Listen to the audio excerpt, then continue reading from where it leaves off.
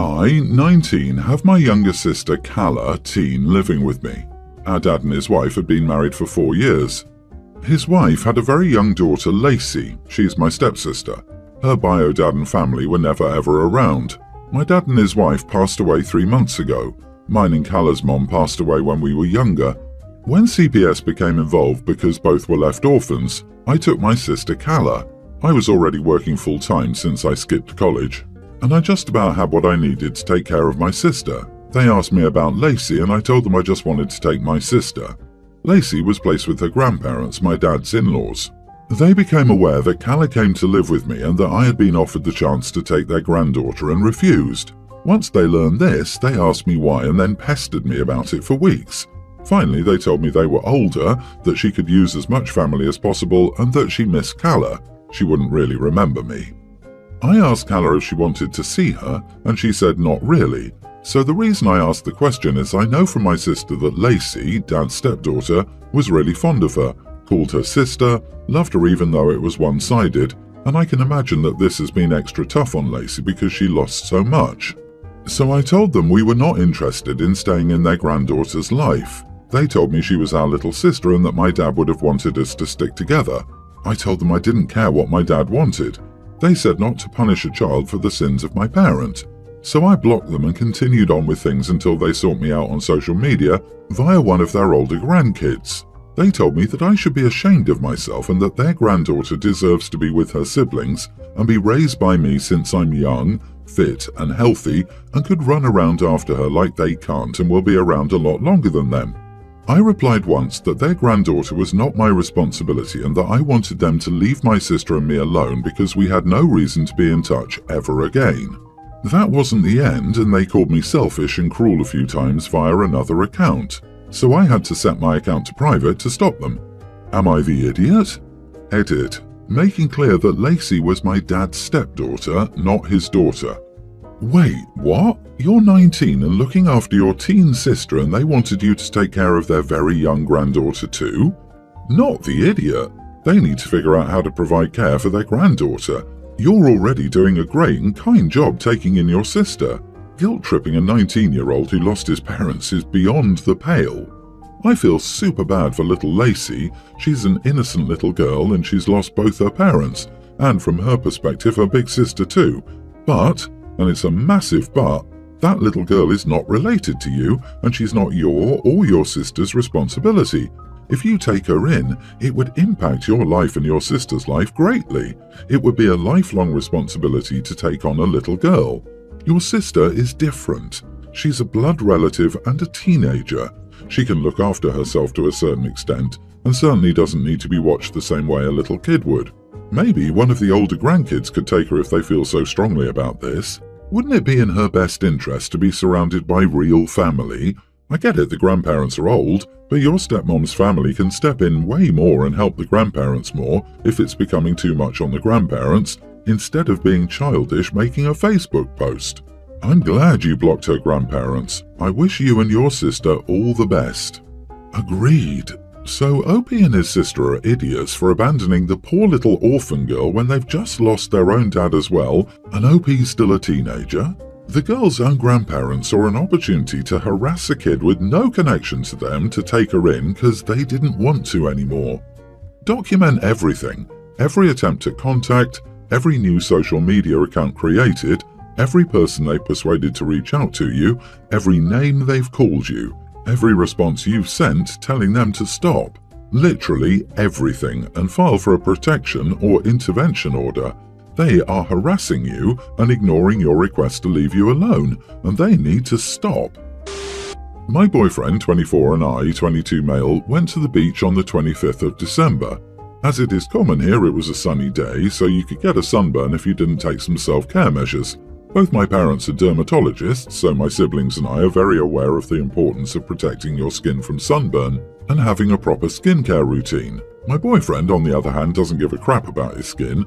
No matter how much my parents have tried to convince him to wear sunscreen, he's never done it.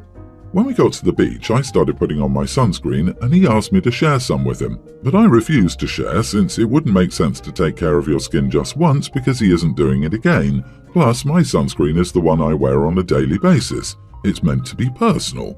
So he got mad at me. I told him to wear a hoodie so he could minimize sunburns, but he refused. Long story short, he got sunburnt. My boyfriend's skin was so red and felt hot to the touch, and it was painful for him. He called me an idiot for not sharing with him. He said he hasn't forgiven me yet because it hurts and the sunburn hasn't faded. My dad has seen him to get sunburn relief. My dad calls me an idiot because sharing some with him does cost nothing, but my mom says that this is a lesson for my boyfriend since this is his own fault.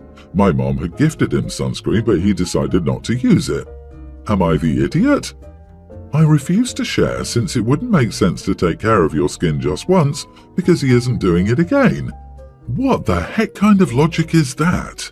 You can't be serious. You are the idiot. Why are you even dating? Makes no sense to treat someone you care for like this. Have some grace and kindness. With a partner like this, who needs enemies?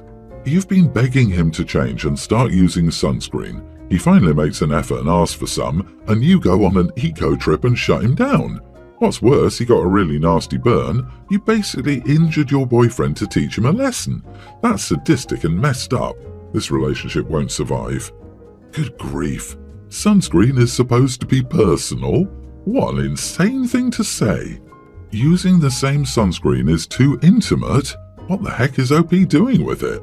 Most of us can apply sunscreen without contaminating or, in fact, even contacting the unused product, assuming we're not already in an intimate relationship with the person we're sharing with. OP was just punishing his boyfriend for not being subservient enough by physically hurting him. Wow, OP, you are the idiot. We hosted Christmas on Sunday and my husband's family is still fighting over this. Mother-in-law is a lot. She does whatever she wants, rules are for other people, not her, and she has never liked me. We just moved into a house with a lake behind it, and mother-in-law found a pair of ice skates at our house. I told her not to go on the ice, but her husband and my dad both told her that I didn't know what I was talking about, and she would be fine. Well, surprise, surprise, she fell through the ice. Thankfully, she wasn't deep at all and could easily get out. Her clothes were soaked and unwearable, so everyone just assumed I'd give her something, which was annoying, to be honest. She's never been very nice to me, and my husband has clothes she can wear. I didn't want to give her anything expensive or anything I was attached to. I also didn't want to give her anything at all form-fitting, because she's smaller than me and would love to gloat about how they were too big. I offered a pair of footy pajamas with a bunny tail, warm, meant to be baggy, and I only bought them for Halloween and wouldn't be upset if she lost or ruined them. Mother-in-law refused and demanded I let her go through my drawer. I told her that it was the pajamas or she could put her wet clothes back on. At this point, she still refused, and a few other family members began berating me and saying I was being extremely cruel. I'm possessive of my clothes and it's such a personal thing to me. Finally, mother-in-law said she would go home in wet clothes, which was ridiculous. It was freezing out and she weighs maybe 110 pounds and struggles to stay warm anyway. Her husband ended up having a pair of sweats in his car and his sister gave her a bathrobe she'd gotten for Christmas. Mother-in-law refused to speak to my husband or me for the rest of the night and multiple people called me an evil witch. Mother-in-law's mom and sister won't even talk to me. My husband says I was really cruel and he gets that she isn't easy to deal with, but he's ashamed of how I behaved.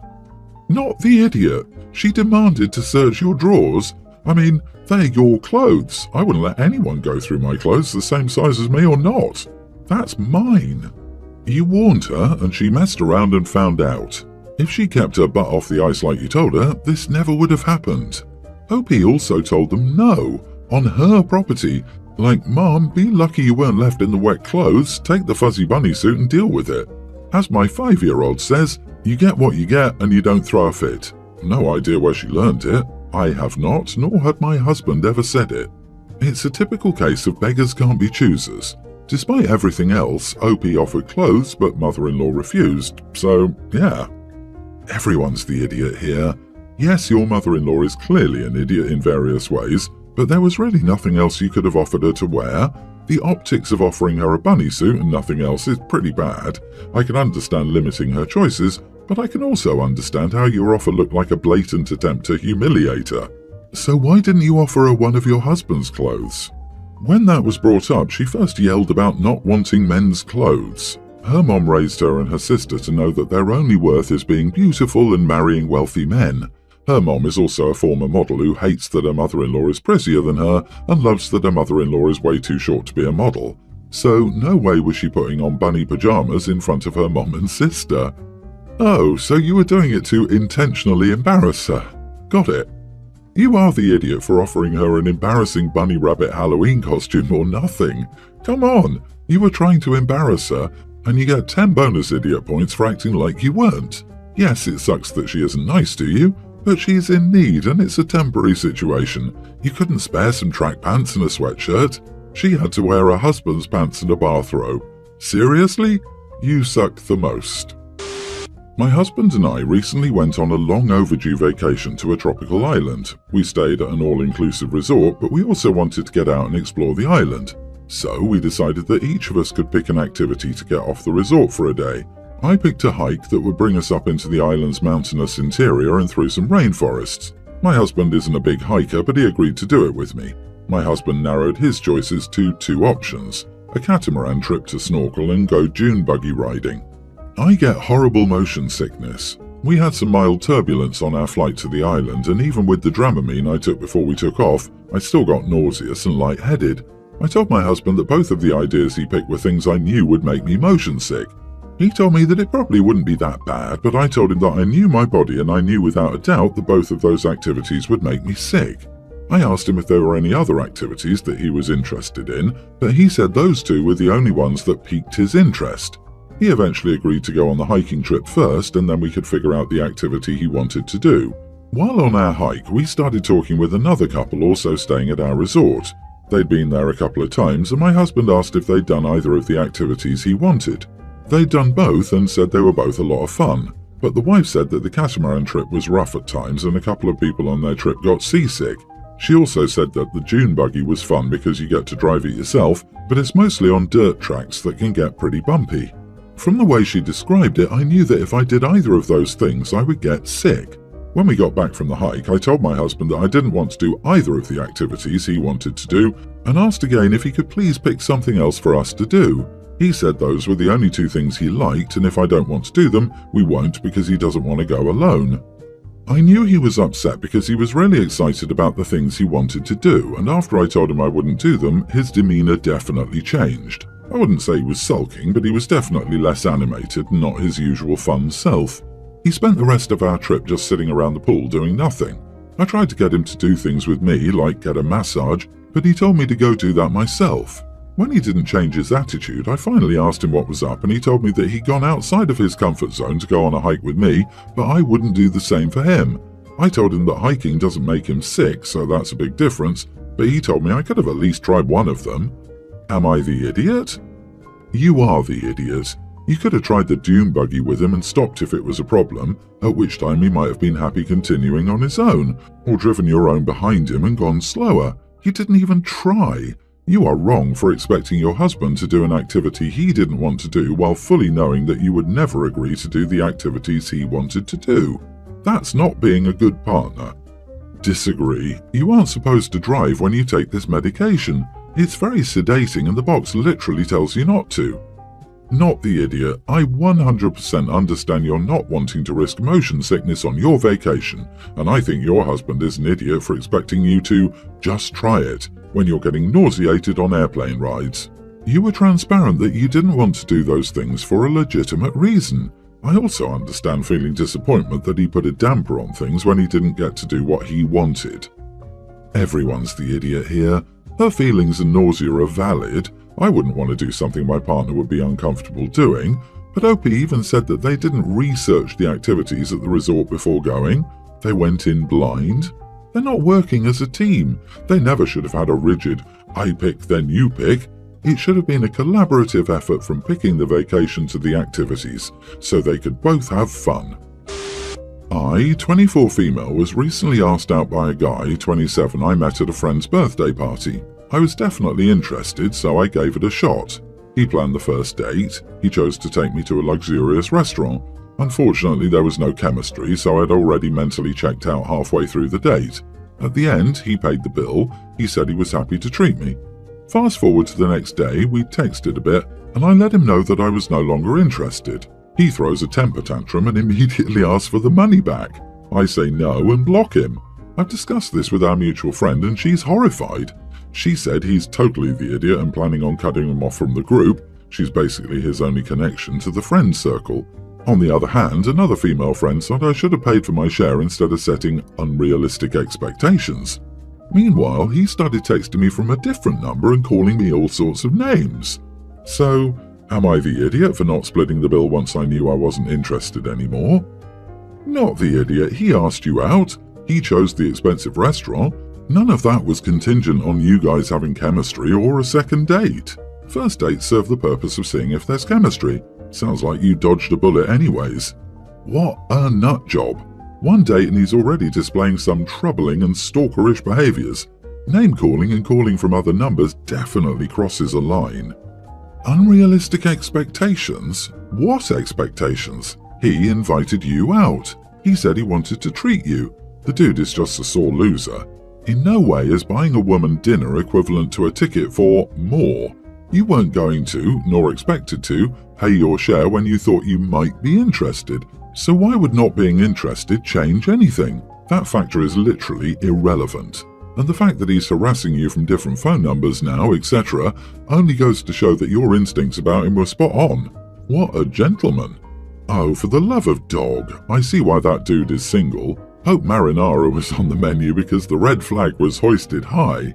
My thoughts on paying for dates is, whoever does the asking and planning is the one who pays, especially if they say, my treat. There's never a guarantee that the person you're taking out will want a relationship with you, so it's a risk you take.